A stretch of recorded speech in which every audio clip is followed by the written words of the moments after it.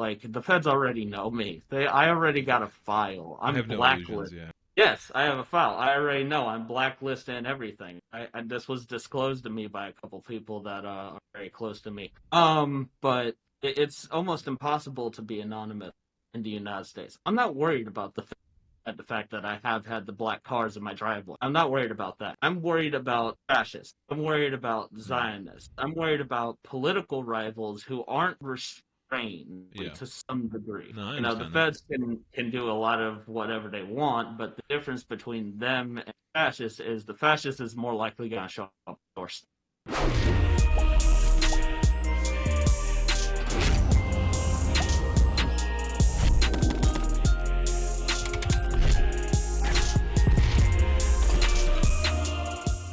Hello and welcome back. Episode 23, Revolutionary Rhetoric. With us, we have a special guest today, Islamic Socialist on Instagram. Kind of rebuilding a following. As I understand it, you were banned, I think is what you had told me. A previous account got removed, and so we're kind of trying to rebuild that account and that following back up. Everybody go follow Islamic Socialist. Yeah, it's my third account. I've been banned twice now for Palestinian content. Uh, this is not the first time. I've been suppressed multiple times just from all the political activity I've done. I gotten banned off TikTok because of the same thing. I had a couple of my videos on YouTube get flagged for extremism. Jesus. And this is the crazier thing, which people don't believe me until they actually look, or until I made it known on my Instagram. When I made my third account, I told everybody to go follow my Telegram and my Rumble, so places where I can't be censored as easily. And it wasn't like maybe a couple weeks after I told people to do that, I look at my link tree, and my link tree took down my Telegram and my Rumble links. Oh, wow. Yeah, so They're really after you, huh? Yeah, man. yeah. I mean, it's nothing uncommon. I think was Mike suggested that we create a backup. Yeah, create a backup account because Sally has like the TikTok number 4, TikTok number 3. We'll talk about TikTok here in a second, which is Well, our last video that I just yeah. pointed, like literally violations, and yeah, that's what he had said too. And we don't post a lot of Palestinian content. I mean, we some, but like that's not our like main bent, I guess. Like it's not like our main topic, but we post just like general leftist kind of content. We've even made entire videos on the Palestinian. Well, yeah, but my point was that like even just having the USSR flag in the back, I guess, has flagged a lot of our videos of like extremist content. Like it's like this may be hate speech or whatever, and like we have to like go in and like appeal just posting that, and we don't even post like stuff that they're actually trying to censor like too much. So I can't imagine how hard it is to run and manage a channel that's like or any kind of like media stream that's dealing with something as censorable or as wanted to be censored by kind of these companies as like Palestinian content. So our last video, go for it. Sorry. Oh, I was gonna say, like, it's crazy. It's I firmly believe that I have a group of people who is just desperately wanting to remove me from the internet. Because I have it's out of nowhere sometimes. I'll end up getting certain comments, certain posts that are just flagged, and I'm like, that's like 4 months old. What? yeah, It really just catches me by surprise. But I've had like YouTube videos. Like I had a video go down, and it was just a meme about Gibby, the soldier fighting in the Donbass, or was fighting in the Donbass. It wasn't anything related to Palestine. It wasn't anything related to, U.S. imperialism. It was a meme, and that was enough. Apparently, it was flagged for promoting dangerous individuals. I firmly think they're just trying to flag anything and everything until something sticks. 100%. That's what I was gonna say. Like on our last video, we were just having fun, and because we did a video on conspiracy theories from the U.S. Political conspiracy theories, and this one was the most recent one that I posted as a short was about JFK, JFK's assassination, and it got removed because it violated TikTok guidelines on misinformation. I'm like, it's a conspiracy theory. We're doing this for fun. We're not saying it's a fact, right? But I appealed it. Every single video I've appealed, they've brought back. Yeah, but it takes like we've 2-3 been pretty days. fortunate for that. Yeah, that they at least do give us it back. But I mean, there's obviously tons of accounts that Every other sometimes video it posts gets that don't get. Yeah. gets violated. Every other video is a violation of some sort. Yeah. This is the reason why I have an archive where I just save all of my content, because I know my accounts are gonna get taken down at some point, Yeah. so I can just repost it all. It's also why I've moved from. I still have my link tree, but like I moved from that. I'm largely using System.io, which is, to be fair, it's an email marketing web page host. I'm using that to host all of my links. Okay. Interesting. We still just use the Linktree, but we're fairly We're fairly basic PC. and PC. We're not like super extremist like content. Like we're also pretty like public about who we are, about where we are, what we do. Like it's well documented that we're both in Seattle. I'm a high school teacher, so like we're not like super like overly OPSEC. Maybe to our detriment. Maybe the FBI will knock on my door one day. But like We we're get those both comments all the time. we get comments that we're feds Well- constantly, but we're both Well, like the pretty thing- active members of the CP USA USA. party. Yeah, not CP, Communist Party USA. Yeah. Yeah. Sorry, what were we gonna say? But the yeah, no, and I get that. It's a little different on my end because I've been in positions of leadership of communist organizations, of political formations. I've launched full on probably several cyber campaigns or more at this point. I've been involved. I know probably well over at least a couple thousand people across the planet at this point, and I'm in connection with a lot of people as well.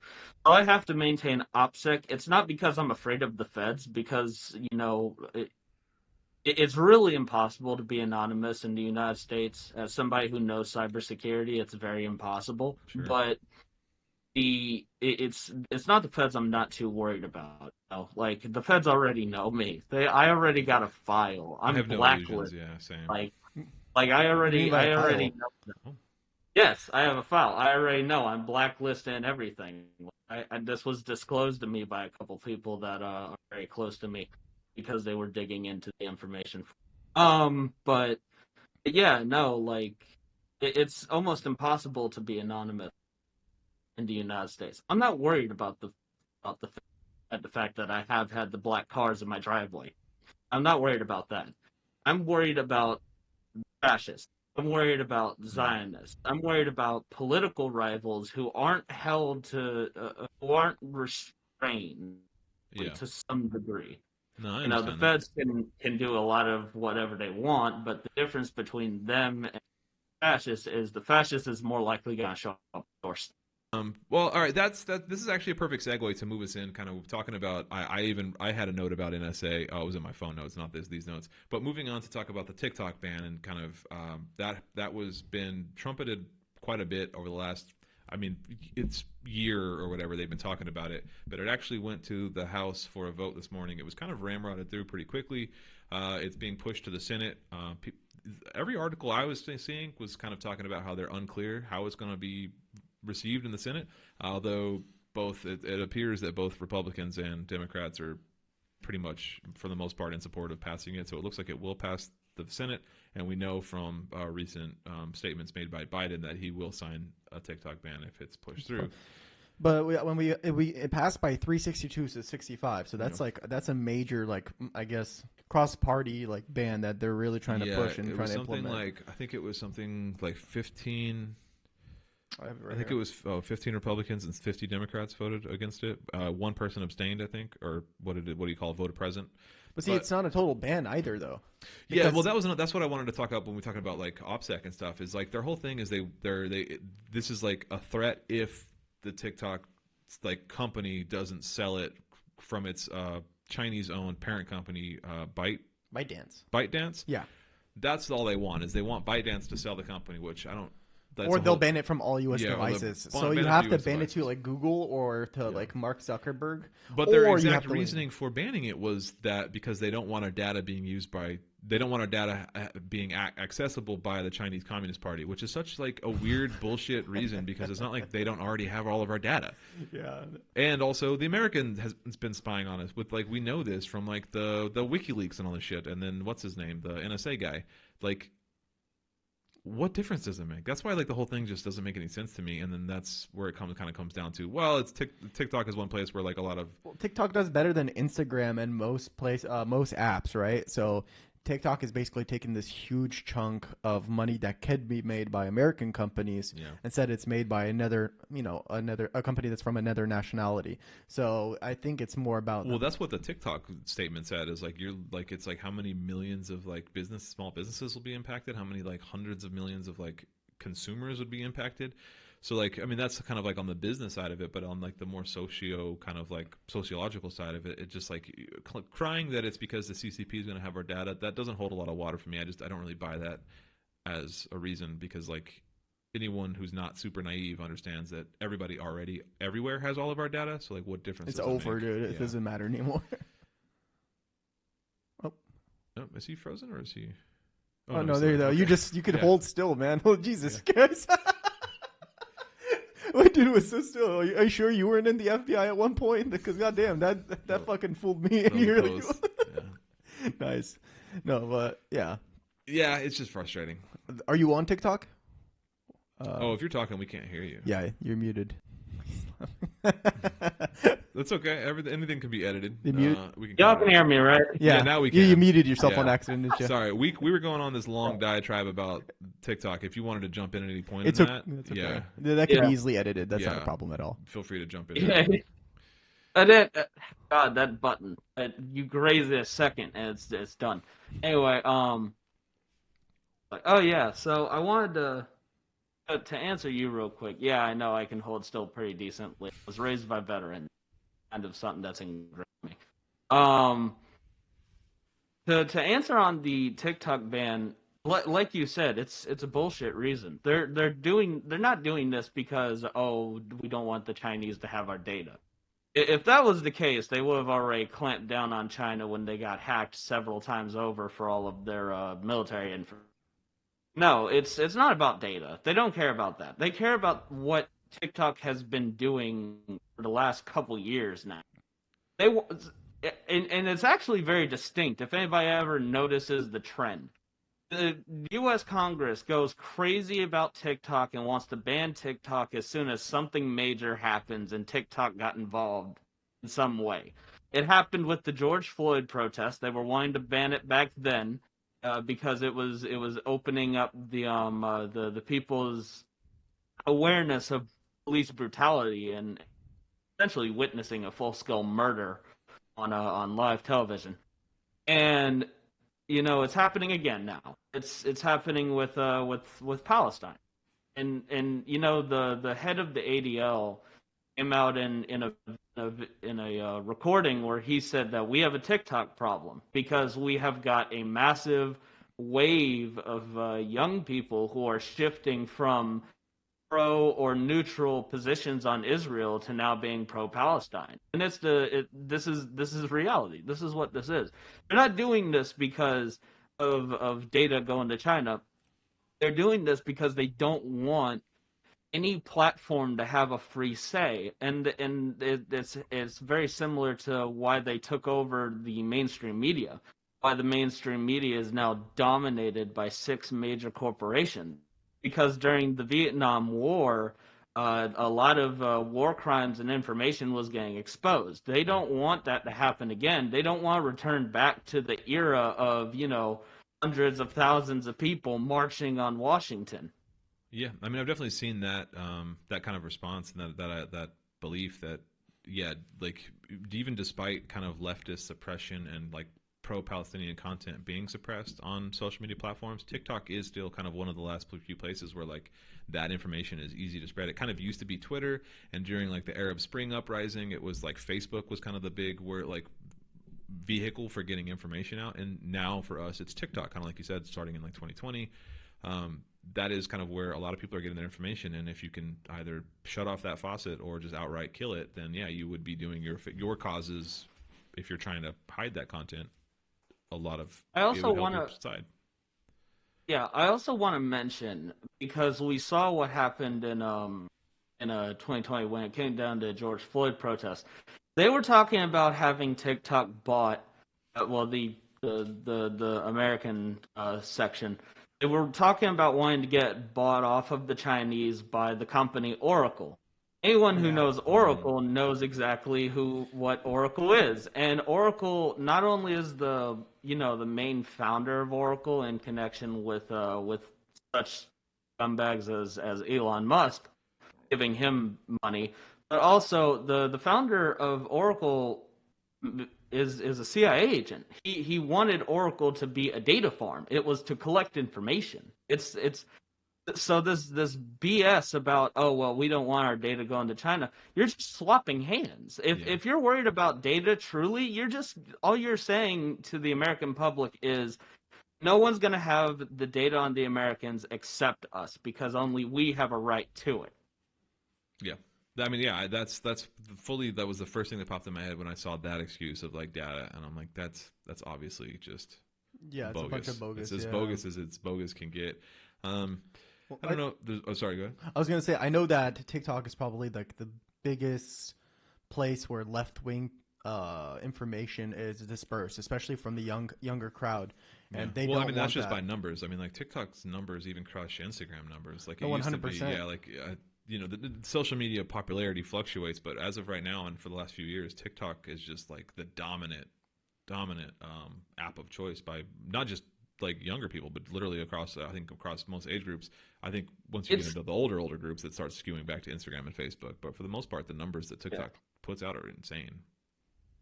The TikTok is popular across multiple different communities and subsections, and it's very powerful because you have the capabilities, unlike many other platforms, to essentially either struggle to grow or to become viral within essentially just a few days or a few weeks, a Yeah, few that's what I've months, heard. depending on your content and what you're doing, right? So of course, I'm not surprised that the left has grown pretty rapidly on TikTok. It's a little different on other platforms because its algorithms work differently. Plus, we're all confined to our own little groups, which is something that I rail against heavily in the left. Is we should not be stuck within our own circles and comfortable within our own circles. Us in our job as left wing members, as revolutionaries, as communists or socialists or whatever, is to push our ideals out into as many circles as we possibly can. This is something that the Nazis learned very, very early on when it came down to the internet. It's why they don't stick within the confinement of 4chan anymore. They go out of their way to push their propaganda, their beliefs, and everything else really into as many communities as possible. They have members of theirs go into as many communities as possible, be them not according to their supremacist beliefs. They do it purely so that they can find potential recruits, so they can influence as many minds as possible. Yeah. It's actually a very specific it actually is a tactic very utilized a lot by the CIA as well. If you want to take over a nation, you don't do it by going into the nation guns a-blazing and destroying everything possible. I mean, that works, yes, but it's not overall effective. You want to plant as much misinformation and misguide the public as powerfully as you can. It's the reason why they use the National Endowment for Democracy. It's why they use NGOs. It's why they set up their own propaganda networks. They want to be able to make it where if they're not directly involved, they have many people indirectly involved. That's the thing. Yeah. So it's that kind of methodology of why us as the left, we need to branch out into as many communities as we can, just like many political groups already are trying to do so. Yeah. TikTok is powerful in that regard. TikTok is also heavily popular among business owners, among fascists as well, sadly enough, liberals, Republicans. It's popular across many different communities, and because you can get influence. And when you are in the game of either politics or profit or anything else, really, the game is always influence. The game is always attention. We live in a society at this point in which power comes predominantly by the influence that you wield. I would agree with that. I'm not on TikTok super much in my personal life. I mean, Kanan does a really good job of running our podcast page. Because I'm notoriously on record as being kind of a boomer when it comes to social media. I feel like I act much older than I really am when it comes to social media.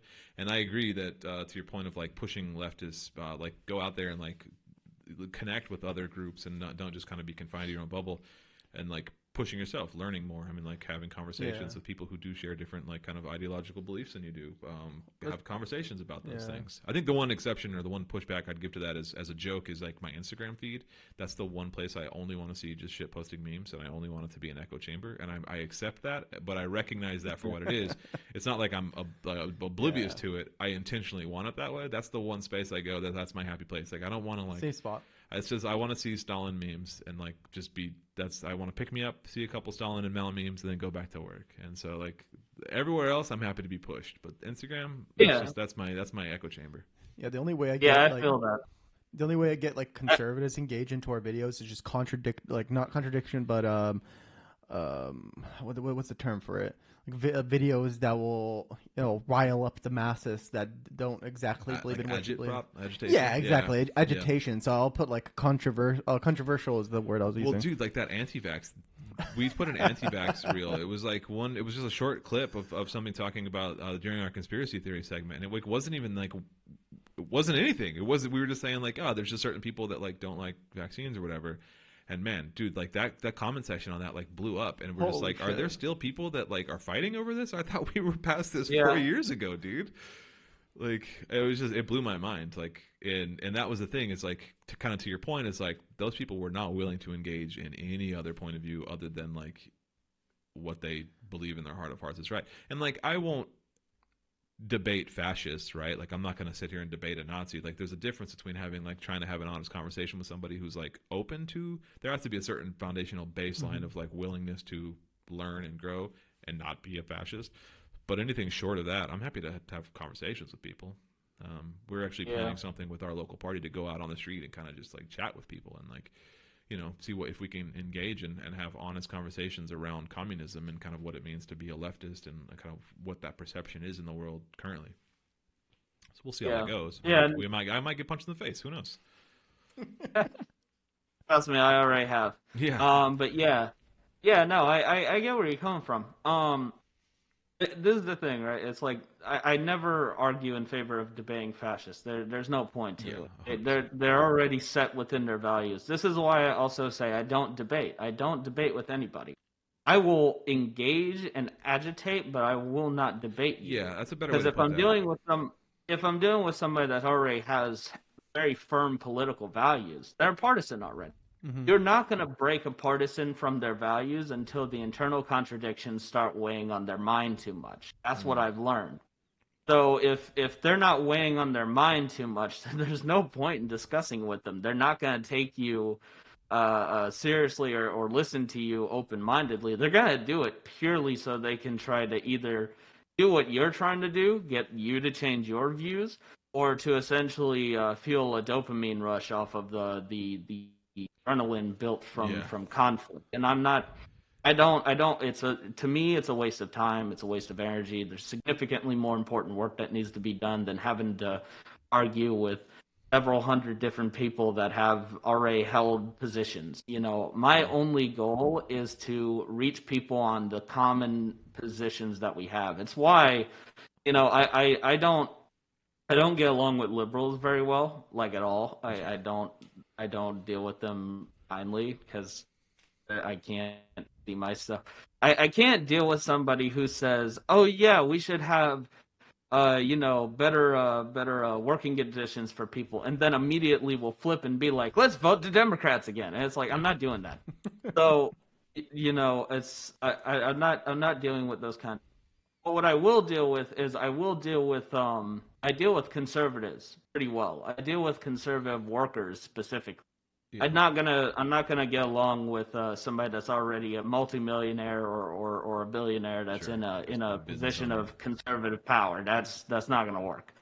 I do I do agitate, and I usually get along with conservative working class people pretty well. Even if they have certain reactionary views, the thing that I had to accept is that everyone does. Everybody has a reactionary value or belief somewhere, anywhere within their belief system.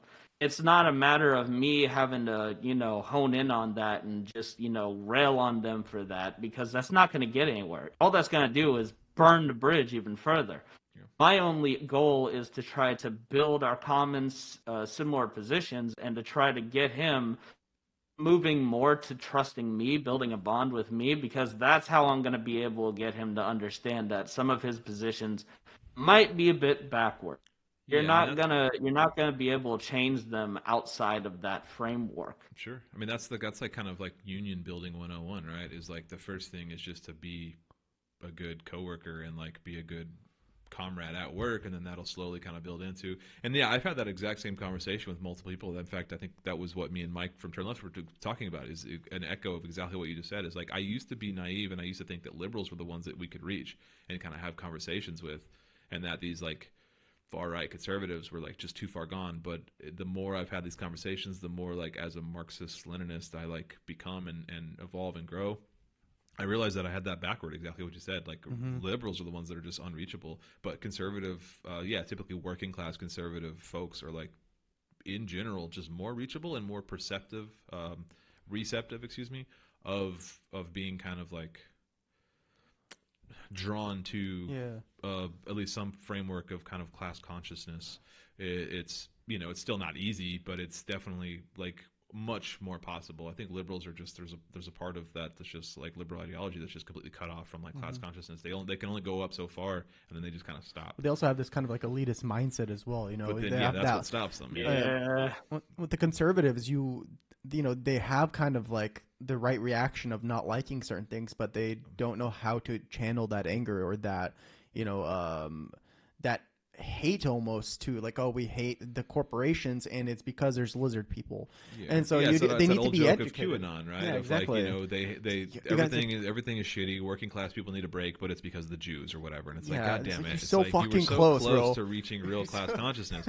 But a liberal is like 3 steps behind a conservative in that respect. Like, and so like if you could just convince a conservative that no, it's not actually this cabal of child pedophiles. It's actually like just capitalism. They're only 1 step away from it, whereas a liberal is multiple steps away, in my experience. I mean, go for it. to be quite fair, they're close, but they're not. And the thing is like, yes, it is a cabal of sex trafficking, Yeah, that is child actually also pedophile, true. Yeah. lunatic. But it's not because they're lizard people or Jewish or a secret society. It's because they're capitalists. It's because they are rich. It's not this secret group of people doing evil. It's the people that you see on fucking TV. Yeah, that's like so fun. That's exactly what Once we you just make said. that much money, you lose Yeah. morality. We on our conspiracy theory episode, exactly what we talked about. We're talking about the Illuminati and the secret society, and it's like, yes, there is an Illuminati, there is a secret society. It's just not secret, and they're just like the Fortune 500 CEOs. It's like, this isn't that complicated. Yeah, it's very open. Like, open your fucking eyes, man. It's just, I don't know. It's frustrating.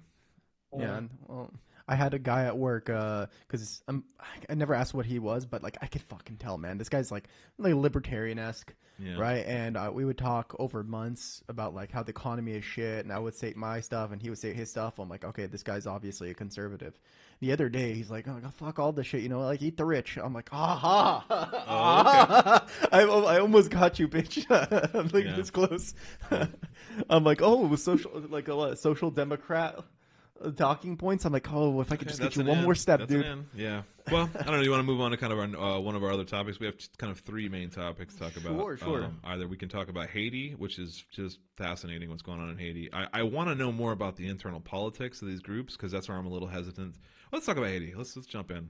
What do you know about Haiti? Are you familiar with this Haiti story? It's kind of breaking. I'm real surprisingly enough, as much as I try to stay interconnected into as many conflicts as I actually not that fully studied on the stuff going on in Haiti. No, that's cool, because I was actually talking to a couple of coworkers of mine today. I'm like, have you guys seen what's going on in Haiti? And like 2 of them had no clue. And I don't think this is like super widely reported on, but I think it is kind of a big deal, especially considering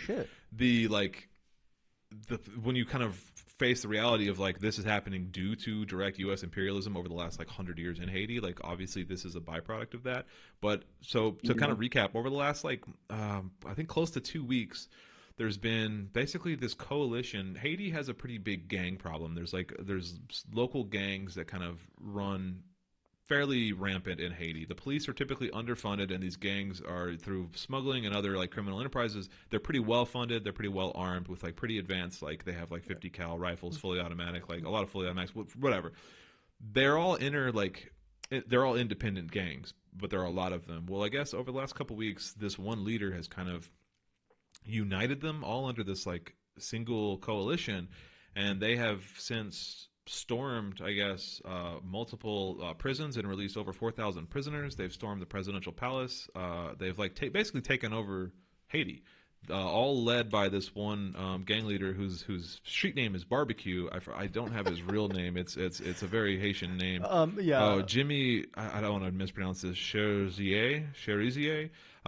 He was the leader of the G9 and Family Gang, but he's known on the street as Barbecue, and he's kind of been this like leader, and like his demands were that the prime minister of Haiti resign, and actually as of yesterday the prime minister of Haiti resigned. He capitulated to Barbecue's demands. Some motherfucker named Barbecue overthrew a government. But the irony here is that the president has been locked out of Haiti. The prime minister of Haiti has been locked out of Haiti because while they made their initial kind of incursion, he was in Kenya talking to a UN coalition or UN panel about how to deal with the gangs in Haiti. So very ironically, while he was trying to get help with the gangs in Kenya, that's when they kind of led this charge. And then he's actually, they seized both airports. The gang seized both airports in Haiti. So the prime minister of Haiti has been stuck in Puerto Rico this entire time. So he resigned from Puerto Rico. He actually hasn't been back to Haiti yet.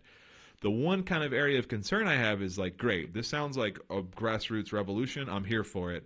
This guy Barbecue has likened himself to, he said he's a Haitian Robin Hood, Malcolm X, Martin Luther King, or Fidel Castro. And I'm like, okay, you have me on those, but I don't really know his politics. I don't know if he is like some kind of socialist or leftist revolutionary. It sounds like he might be. He was a former cop.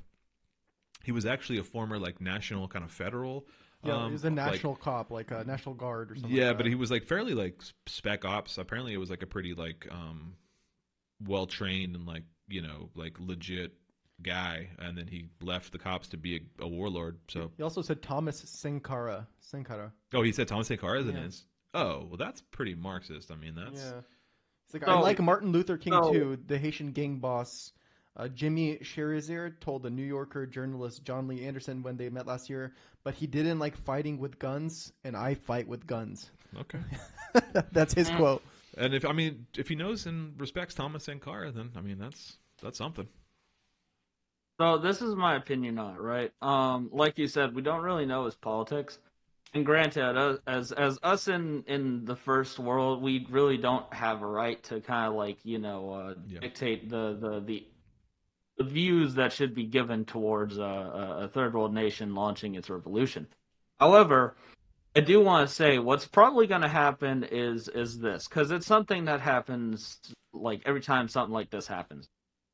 If they fully if they fully seize power and they start instituting new laws, positions, policies, and instituting a new government and constitution, and so on, depending on where the country moves is going to depend on the West's response to it. Yeah. Because we saw this in Niger and Burkina Faso.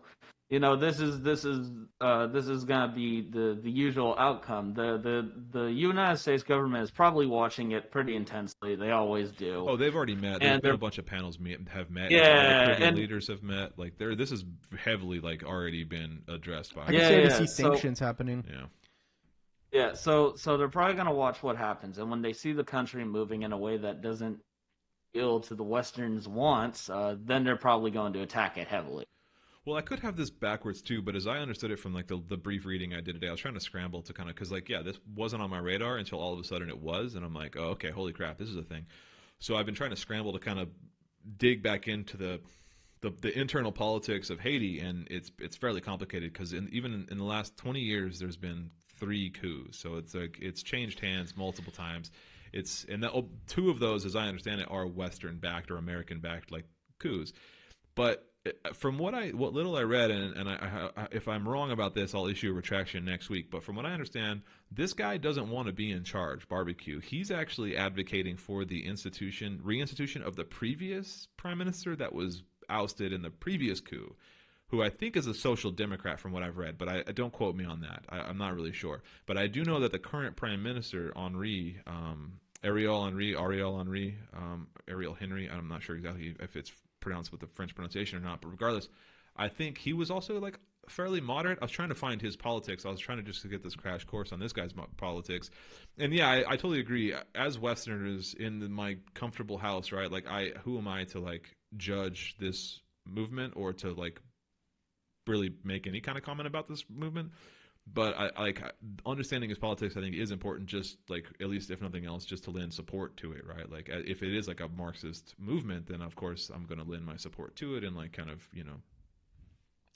I mean, appreciate it. I'll lend my support even if it's slightly leftist. Whatever improves the lives of the people there, the standard of living and people in Haiti. Because people in Haiti are so fucking poor. Like, people don't understand how poor Haiti is. Well, this actually is kind of hurting a lot of Haitians. Like, there's been a lot of displacement because of this, a little bit of food insecurity because of these like last 2 weeks. So it's like, if it's just because they don't like him personally or something, or I mean, and I don't want to make assumptions because he's a gang leader that he's a bad guy, because that's your class and your working conditions define like that's a whole other conversation. My point is that like there are innocent people that are kind of being hurt by this in Haiti, and so like if it's nothing more than just kind of like a chauvinistic pride thing from this guy, then that's something that I like wouldn't support.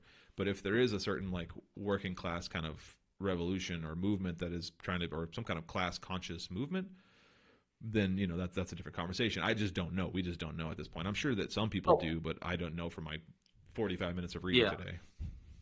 So what we're probably seeing is a actual genuine revolt going on, because you never launch a revolution with a small group of people. That's like, no one can essentially pull an entire country into a new way of doing things.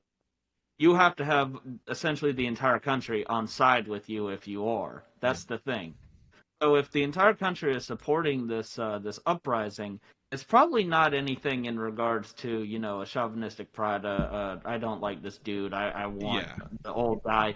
It's probably because the former leader, his policies were genuinely hurting people, and they don't want him anymore. They want somebody that can actually safeguard their safety, their civility, their lives. Yeah, that's the thing. The evidence we have for that is because he doesn't want power, and his one demand is that guy resign. That doesn't sound like the the mark of a madman or whatever, right? Yeah. That sounds like a very reasonable response. But this goes back to something that one of my comrades in our newest organization we just talked about. One of the things we covered was the people will not care about your politics if they're fucking starving. Sure. That's the thing. So the people will support anyone who is going to bring proper order, that shows like they can bring proper order. They're gonna support whoever is genuinely giving them food, genuinely keeping the roof over their head. And if the current leader is not doing that, they're not going to support him. If the power vacuum opens and it's now up for grabs by anybody and everybody, they're going to go with whichever group has the most gunpowder, firepower, and can safeguard their safety. That's the thing. They don't care about anything else. Yeah. And we come back to the point where like Haiti is unstable as it is. Yeah. So they're going to be in the liking for anybody that can bring that stability, as a Islamic socialist said, whether it be a socialist campaign, whether it be a capitalist, they don't really care. Yeah, they're not really. As long as they got food on their table and they have a house over their head, which is, that's not many in Haiti actually have that.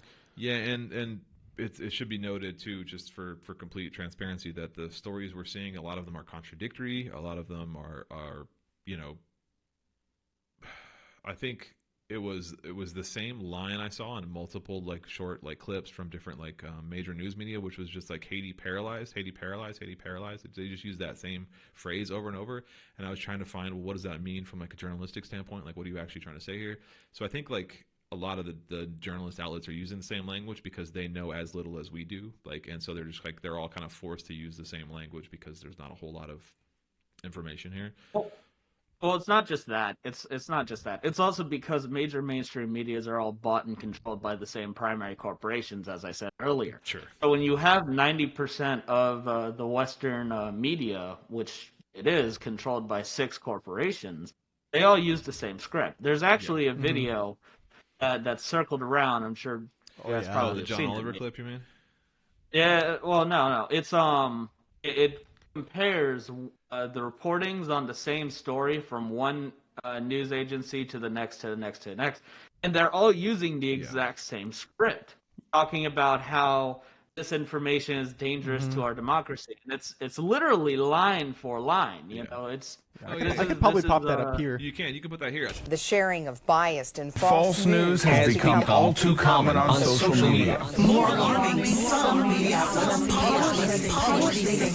simply aren't true without checking facts first. Unfortunately, some members of the media use their platforms to push their own personal bias and agenda to control exactly what people think, and this is extremely dangerous to our democracy. I think. Well, I only know that from a few years ago. John Oliver, like the Last Week Tonight, he did like a whole expose, I guess, on like what I forget the name of that company that like sells all of those scripts to They to own those all these local small things, ass, all the local news stations. Yeah, and yeah, it was like this video, and it was like them Sinclair. saying, is it the Sinclair Group? Yeah, I think it's Sinclair Group. Yeah, and it was like them saying the same lines, and it was just the screens kept multiplying, and it was just like echoing, it was like and 4 by was 4, like, then 16 by 16, and then exactly. I think that broke on John Oliver, but maybe I'm misremembering that. But yeah, no, I mean, besides that though, you like even when you start like kind of reading these same news stories, and like they're the information is either brand new, or there's not a lot of access, or it's in a place that's like more remote, and there's just not a lot of like news coverage on a certain topic. It's just so funny because it's like they'll all just kind of grasp at just such straws, and just like, you know, they're just trying to get an article out. They just need to get those clicks or whatever for the New York Times or the Post or whatever. You got to pay attention to those buzzwords. Yeah, I don't know. I think I don't know. My point to hold like the transparency was that like we may learn in the coming days a lot more about this guy, especially now that more and more people are starting to kind of pay attention because it is so close to America. You know, we have interests in Haiti. We've kind of definitely first the French and then us. We've destroyed that country, but we do have a lot of interest in it.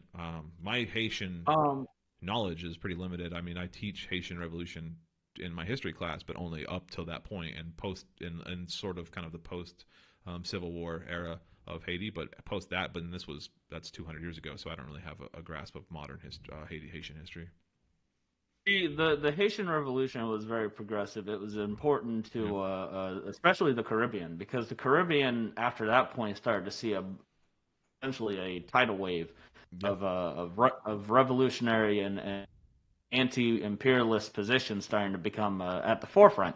The issue with the Haitian Revolution is after that they got taken right back over by these like tyrants, these neo puppets, you know. But I wanted to in on this. One of the big things I have argued on the topic of mainstream media and mainstream propaganda, like, and it's actually it's one of the reasons I actually covered it a little bit in my the podcast I did for my Substack, where I talked about America, a terrorist state controlled by the wealthy. And you know, there's a whole large source list on the post for that. But you know, one of the things I covered about mainstream propaganda and how it's dominated by these major corporations, by the Pentagon lobby, by the Zionist lobby, and so on.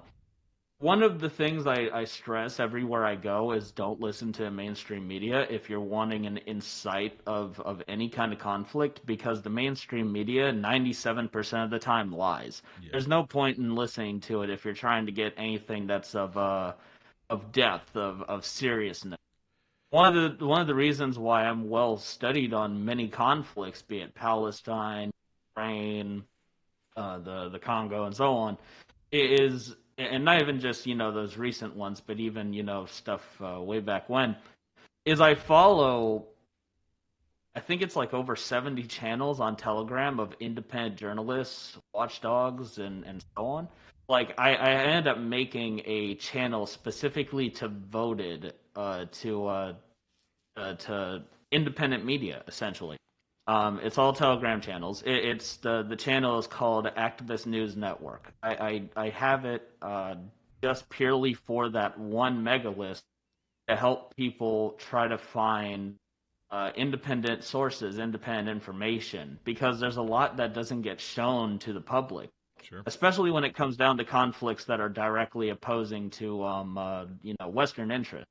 Yeah, When it comes 100%. down to the stuff going on in Ukraine or the stuff going on in Palestine, you don't get to see a lot of the stuff that comes out of those conflicts. You don't get to see if we're talking Palestine, the children that are bombed to pieces. You don't get to see, if we're talking about Ukraine, the the Nazi propaganda that is held up within a lot of these barricades that the Ukrainian military used to own that got exposed when the Russians took them over, or even some of the more horrifying stuff that I have seen, such as members of the Donbass being hung by their pregnant wife, or lit on fire and the like.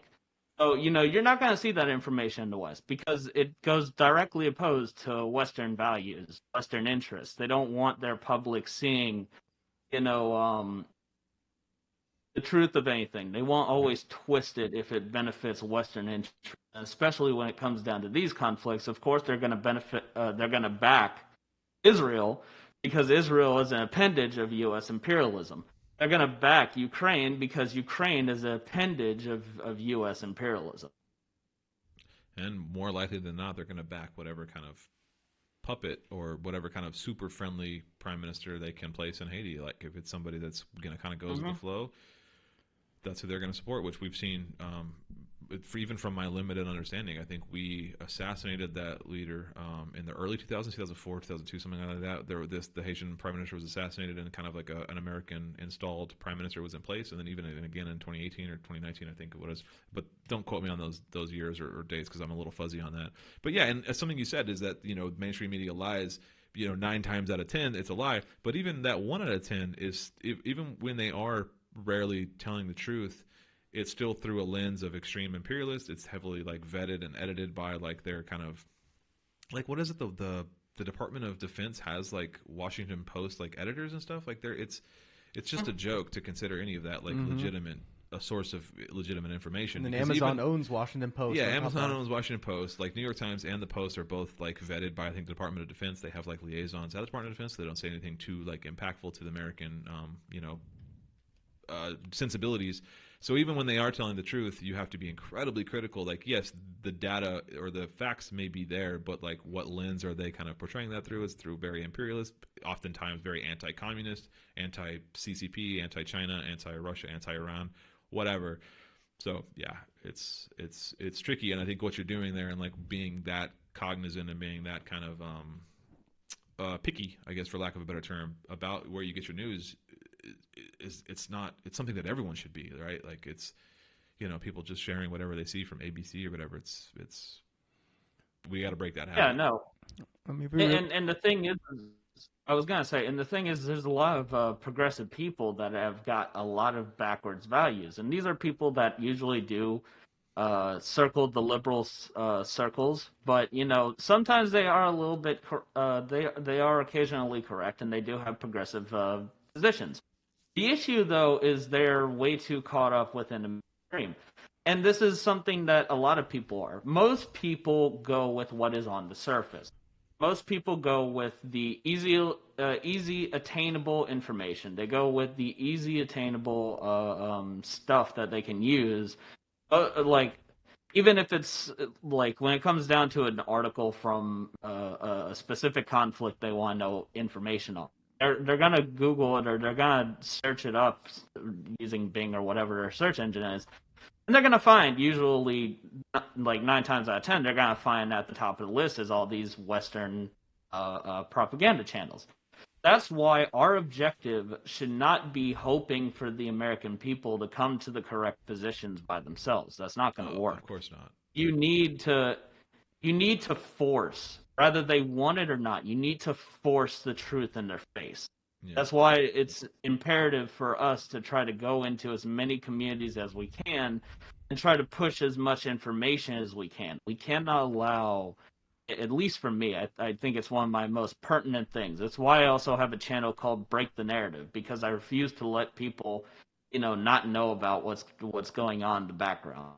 That channel, by the way, is for suppressed information. But, I don't believe in the idea of, just hoping for them to come to the right conclusions. We need to push, and I don't even think they like the people. When I say whether they like it or not, I mean that. I mean, we need to get the truth in front of their face. Yeah. They'll fight about it. They'll scream about it. They'll say it's a lie. But the thing is you've now planted a seed in their head. They're now gonna have to rile with themselves to see if that information was true. And they can either forget about it, or quite often they'll end up looking into it more, and they'll end up breaking their previous conceptions. Most people are happy being blissfully ignorant. Oh, sure. Because they don't want the world that they've been raised and told around them daily is a lie. And the thing is you're not doing justice, nor do you have a proper moral compass if you're allowing people around you to live a fucking lie. Yeah. But how do we get that information out to them? It's to get people to realize that what they're believing is either a lie, or what they have consumed as media is false or skewed information. We have to have some source that we can get out into the mainstream that will provide that correct information. I've been ranting about this for a while, but having like a proper lefty newspaper, and they're like, oh, well, we have People's World, we have this, we have that. I'm like, no. We need way more. We need a lot of people, like all the leftist groups to come together for one magazine, one news channel, one whatever. Careful, you sound like a trot. What? Nothing. So let me like a trot. like a trot. So let me say this, right? This is one of the reasons why I'm deeply interconnected into the online world. I see the internet as a powerful weapon. And because of that, I constantly dig for as much information, as many sites, as many sources, tools, and so on. I have it all documented within a vault that I have, a cloud service that I have. But because of that, it's allowed me to know essentially how to wield the internet like a weapon. So one of the reasons, like what you were talking about, I 100% agree. I don't believe in the idea of a newspaper, though.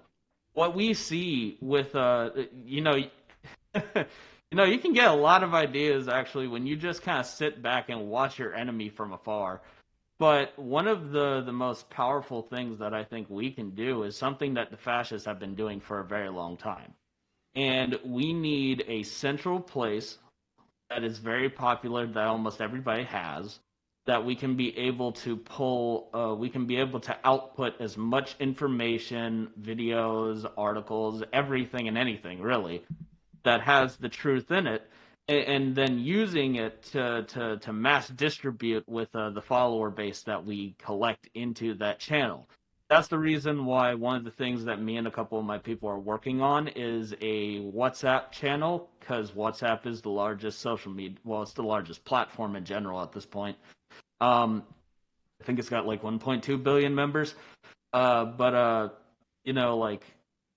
creating a WhatsApp channel where, we get a sophisticated mod team who their only job is to scour the internet, grab as much content as absolutely possible, and output into that channel. Have the hundreds, thousands, depending on how many people we get, of the followers of that channel to take it and redistribute and push it into as many different areas across the internet as absolutely possible. Because if we can do that, we can essentially do a significant, effective job of not only centralizing all the information that we output as the many members that we have of the left, because trust me, we have plenty.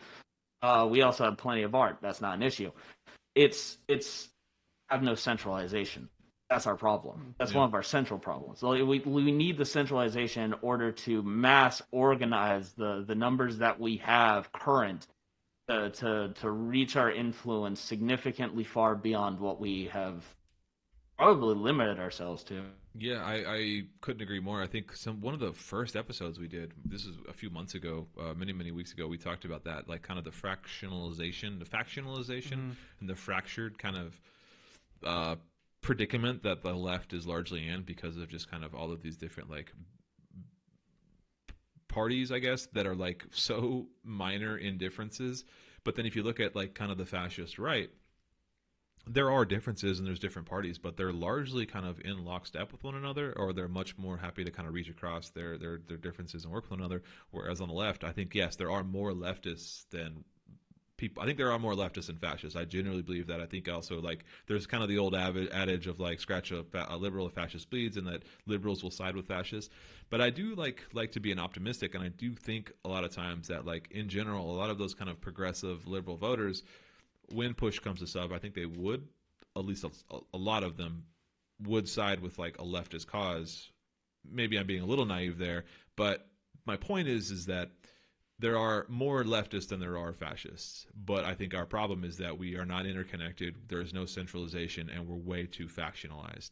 Whereas the fascists aren't. They simply are more organized in that space in times of, in that kind of online multimodal like communication spaces. They're oftentimes typically more advanced and more aligned and more centralized, and that's I think that's going to be a constant problem that the left faces. That's why it's like CPUSA and PSL and all these other like major leftist organizations should, I wouldn't say combine necessarily, but I think like they should. I think they just combine. I would honestly be in favor eventually of that once we get larger. But like, and that's not even that's not to mention like all of the little like separate groups that are like doing like there's like if you look at a PSL flyer for a Palestine rally this weekend in Seattle, right? There's like 8 logos on the back of it that are all these different orgs that are all doing different kind of. They're all doing Palestine aid relief. They're all doing leftist mutual aid or leftist direct action or whatever. And there's like 12 of them, and it's like just one. Why?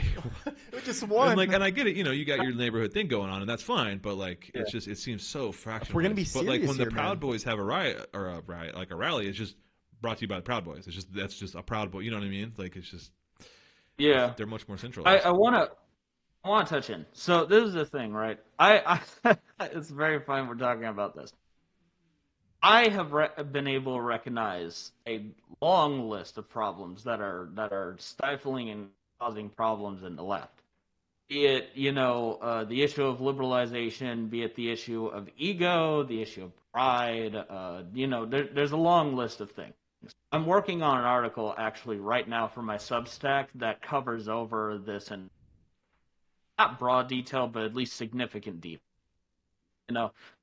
But the problem that we have when it comes to organizing is quite, in the best way I could say, it's because of pride, it's because of ego, it's because of this absolute hatred we have for centralization. Not the communists, but a lot of the left hates centralization, and that's not going to get us anywhere. It's going to hurt us, and it is hurting us. Yeah, I mean, case in point, I just made a disparaging comment about trots like 5 minutes ago, and like that's a perfect example of like I shouldn't be doing that, but I did. Yeah, like this is the thing, right? We can have our difference of our political beliefs. I don't care about the differences. It's also why on my webpage, why I say I don't care about the different positions we may have. I don't care about the political infighting. That doesn't mean nothing to me. I'm not here. I have no genuine interest in wanting to fight about one stupid little thing or the other. I'm focused on wanting to work with people who are serious. I want to work with people who actually focus on the bigger picture. I want to work with people who aren't letting their misguided priorities get in the way of genuine political work that needs to be done. Yeah. I don't want to work with people who want average life. I want people who are going to devote 100% to the change that is needed in the world. That's what I want. And because of that's why I don't work with a lot of people, because most people are out here for their own like self-righteousness, their own egos, their own pride, their wants of, I did something. That doesn't mean nothing. None of that means anything. It doesn't help people in the long end. All it does is create your own little circle, your own little echo chamber that you can speak from. And that's one of the things that's hurting us the most. The right doesn't care about none of that. The right only cares about, I want to see a white ethno state in my future. I wanna, get rid of all the Jews. That's all the right cares. And because of that, they're fine with working across boundaries, even if they hate each other. One of the biggest things, actually, is the infighting that happens between the Aryan Brotherhood and the Ku Klux Klan. The Aryan Brotherhood regards themselves as professionals and business type people. They regard the Klan as backward, stupid hicks. I didn't know that. And the Klan looks at the Aryan Brotherhood and regards them as self-entitled lunatics. So, there is infighting even within the right. The difference is that they'll be happy to work together if they think that it's going to make a significant push in their movement. Right. We don't have that same mindset. We believe, I want to lead the revolution. I want my movement to lead the revolution, and that's going to kill us. That is killing us. It's one of the biggest things that's keeping us from doing the effective work that we need to do. When you were talking about all the different organizations that do a rally, that's one of the things that me and some of my comrades are planning on working on with the new organization we made called Draco. And its objective is to unify all of these different organizations under one banner and to focus on, key values that we all fight for. It's not a matter of trying to merge them with other organizations. We don't care about that. We want to bring everybody involved and focus on the most important political goals that we all share. And instead of putting all of our fucking logos on it, just focus as one united front. That's what we're aimed towards.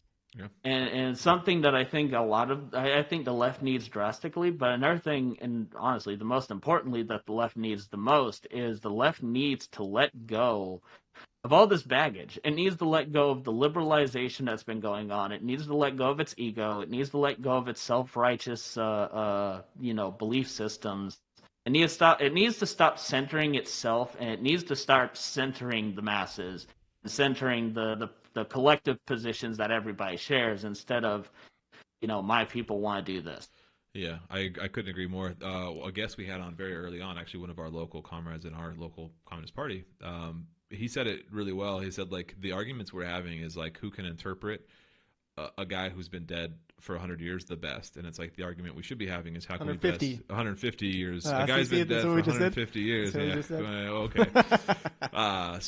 When we're not, the argument we're not having is how can we better help our community? How can we better push forward our the means to reach class consciousness? What's better for the masses now? We're arguing over these minor semantics of guys that have been dead for hundreds of years, and so there's obviously lessons to be learned from those guys. That's why we're here. But it shouldn't stop us from moving forward with a clearer vision. I want to touch on that because that's something that doesn't get touched on as much as it needs to be. And I didn't originally because, to be fair, it's not all that important, but it kind of is. Something that a couple, one of my comrades actually told me about, which is very true. I respect and I love Lenin, I love Stalin, I love Malcolm X, I love Huey, all of them, the great revolutionaries. But the big issue we have with a lot of the people on the left is they know these people so much that they know, even personals about their lives. They know about where they were on such and such date or, what they had for dinner. That doesn't help. None of that helps. You're not supposed to look at revolutionaries with the ideal of, oh, I know this person in and out. No one cares about that. You're supposed to look at a revolutionary and understand his philosophy, understand his values and positions, so that you can replicate them into the future, so that you can use them in the practice. We get caught up on the theory and not the practice. We believe that we should study as much theory as possible, and then many of us use it for petty online fighting and petty online debates. Yeah, we've had this conversation many times. This has been a constant frustration between me and Kanan. Exactly. We say it all the time. We say theory and practice, theory and practice. It literally is the most open front possible statement you can make. it's not a matter of study the theory and forget the practice, or use the practice when it benefits you and your circle. You're supposed to take the theory and use it in your practice to genuinely and objectively move a collective movement forward. Yeah, well said. Well, very well said.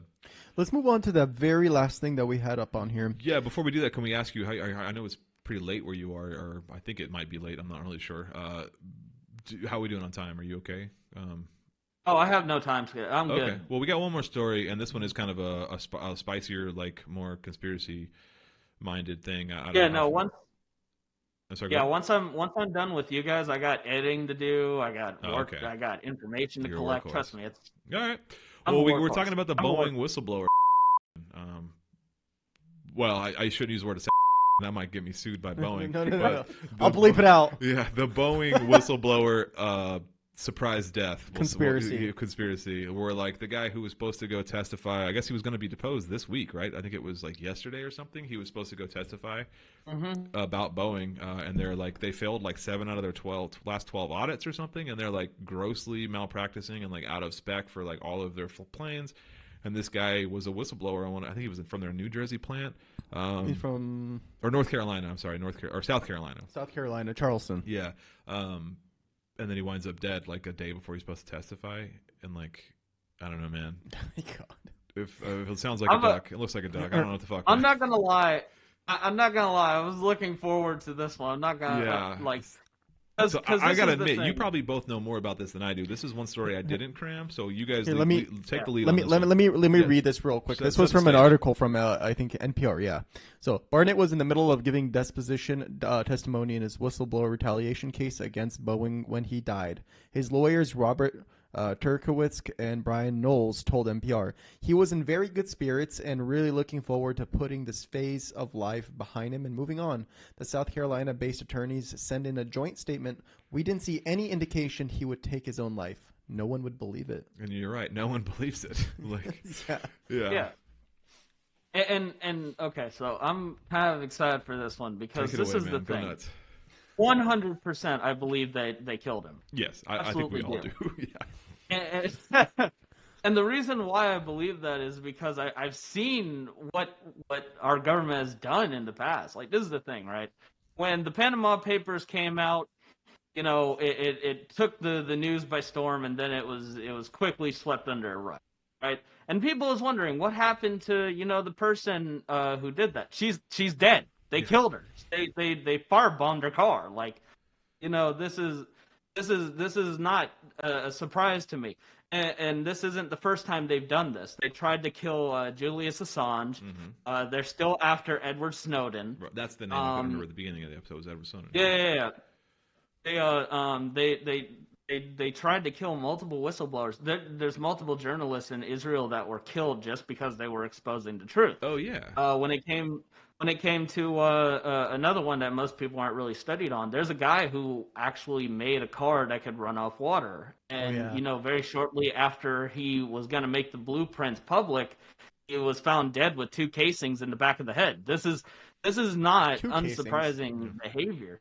Yeah, like, this is not unsurprising behavior. The United States kills anyone who rises up against if they're not careful enough to, try to extend their life. Like, the U.S. has always done this. We tried to do this with it failed horribly, but we tried to do this with Castro over 600 times. And probably the most direct and the most brutal was the Bay of Pigs. We tried to send full armed guards. We tried to kill Maduro in Venezuela. Twice actually. We sent about Chile. We ended up that one was successful. We ended up sending a drone. There was also the little like they were supposedly from the neighboring country, but they were connected with the United States corporations. Right. Like they sent a armed group of goons to try to deal with Maduro directly, and they were caught because they were stupid about it. They had no OPSEC. But this is not. Huh?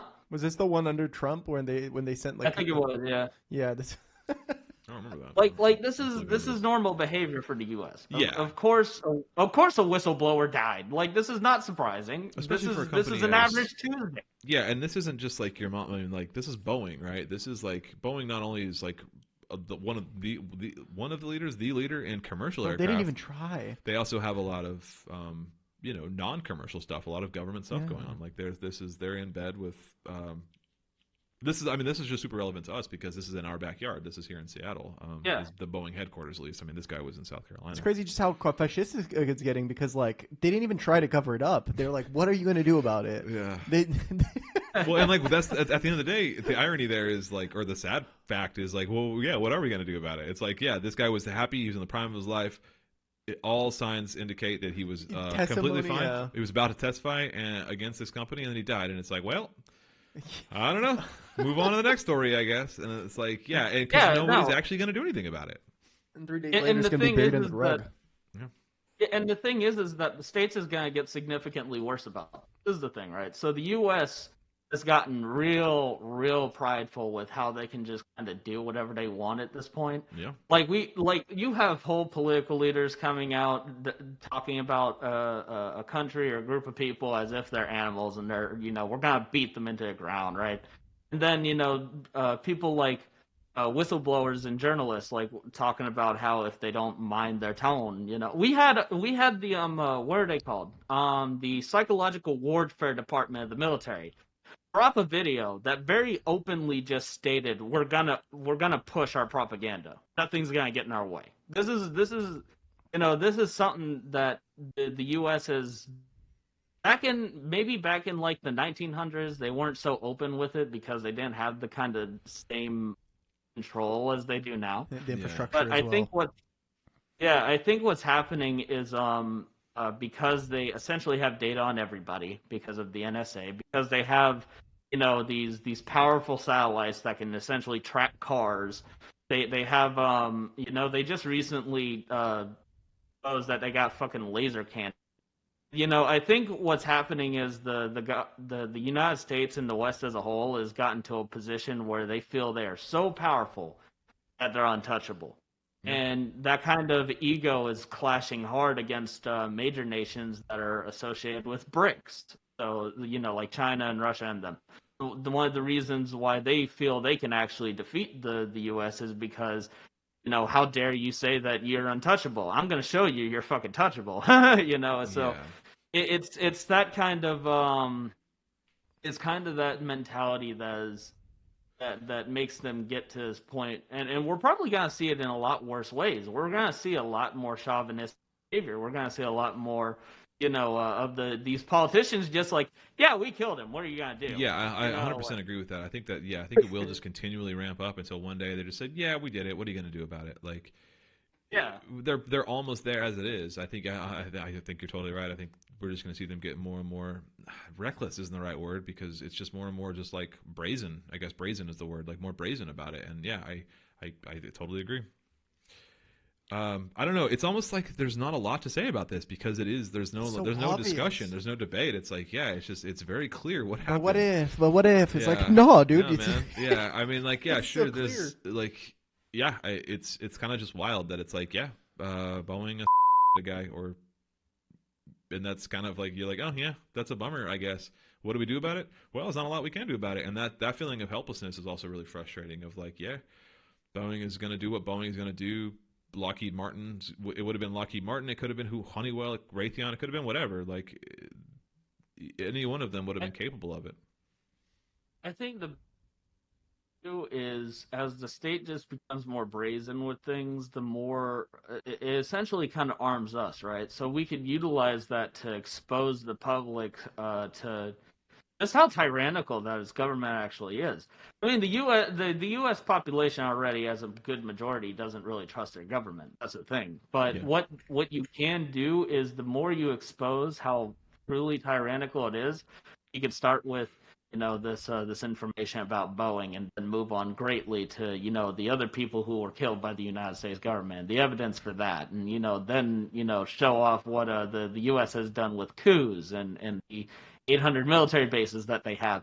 Like, this is something that if you look at from that angle and you help people understand with one bit of bite-sized truth, then the next, then the next, then the next. Yeah. You essentially can stack on top of that, and get the people starting to move from their, oh yeah, well, I don't trust the government, but I'll tolerate them too. I can't tolerate more. No, I think you're totally right. I mean, that's the way to kind of get at people, is just slowly kind of paint a narrative. You paint a picture with all of these things, and like I agree, as it becomes more and more just balls out, just in your face, like atrocities that they're committing, it's just going to make it our job easier and easier of being like, look, if you're in any way not a monster and you can see this, like, then join us, or there it is. Like, at the end of the day, it's all about exposure. It's like, if you want them to see how you're painting the picture with the truth, they have to be able to see the picture. How are they going to? You have to be able to expose that picture in front of them. And you can go one person by one person by one person. That's going to take fucking forever.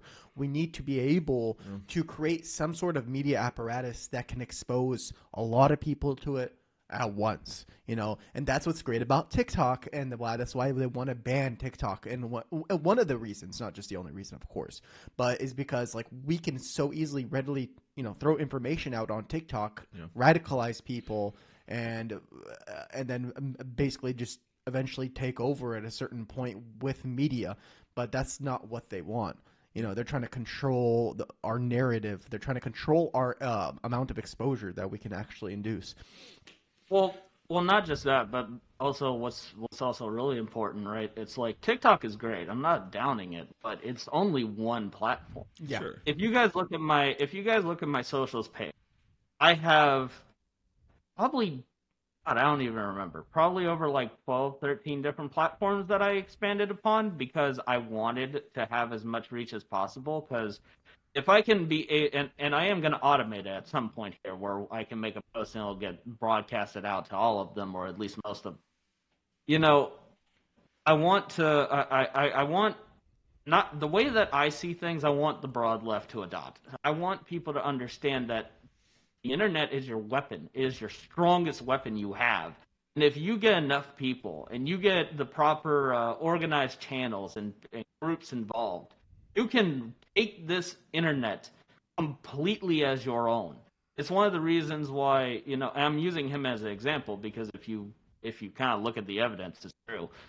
Andrew Tate took the internet by storm, and he did so because he had enough people and enough money to push what he wanted. He put out content. He told everybody, clip it, take something. I'll throw some cash your way.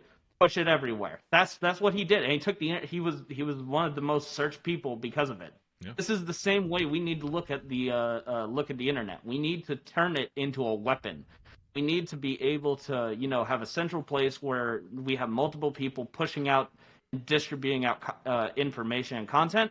People who follow those channels distribute it out even further. One of the things that we encourage them to do is push out to as many groups, as many channels, and so on. If it's from alt accounts, that's fine. If it's not, who cares?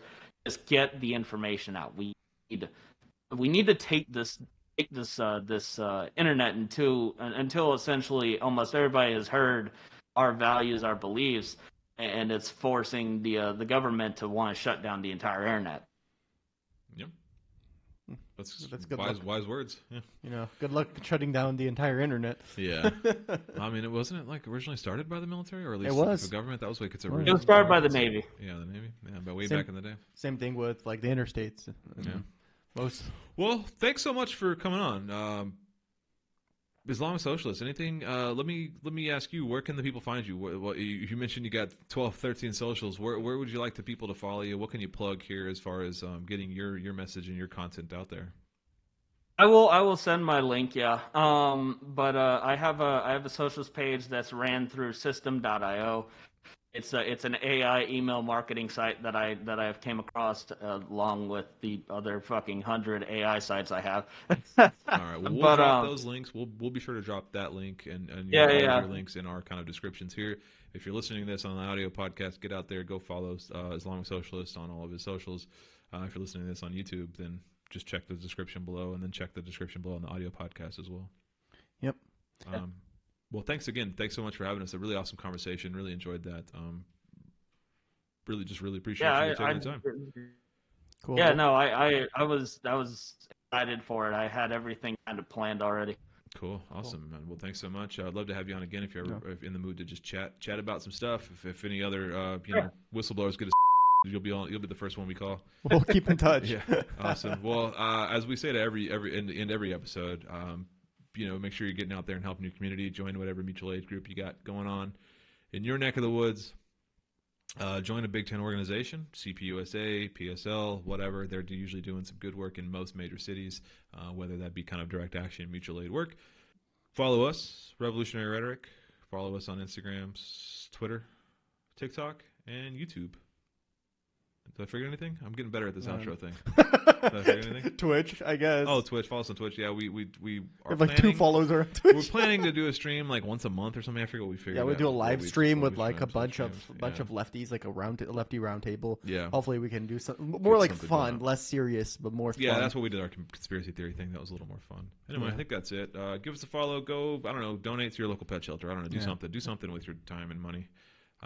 As always, free Palestine. And and to all of our Muslim followers and listeners, Ramadan Kareem, Ramadan Mubarak. Yeah, that's it from us. Huh? You hit every spot. I hit everything. I'm getting so good at this. All right, I didn't mean to steal your thunder. You should jump in next time. Awesome. Well, once again, Islamic Socialist, thanks so much. Yeah, no problem.